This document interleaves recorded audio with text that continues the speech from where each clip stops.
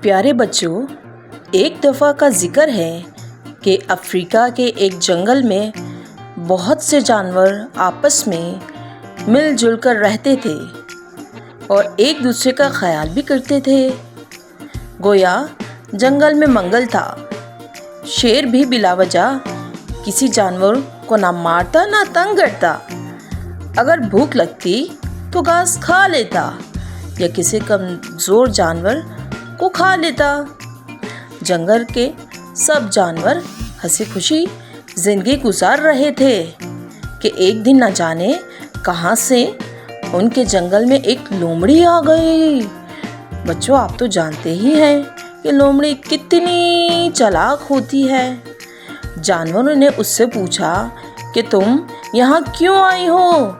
تو وہ جھوٹ موٹ کے آنسو بہانے لگی اور بولی، جس جنگل میں میں رہتی تھی وہاں میری کوئی عزت نہیں کرتا تھا، لہٰذا میں مجبور ہو کر یہاں آئی ہوں۔ جانور اس کو اپنے بادشاہ شیر کے پاس لے گئے اور ساری بات بتا دی۔ شیر نے کہا، دیکھو بھائی، تم سب جانتے ہو کہ لومڑی کتنی چالاک ہوتی ہے، لہٰذا میں تو اس کو یہاں رکھنے کو تیار نہیں ہوں، باقی تم سب کی مرضی۔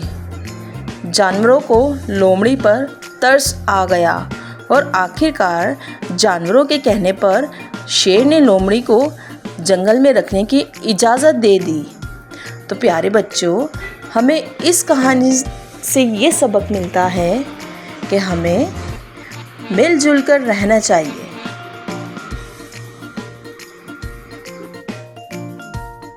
Thank you.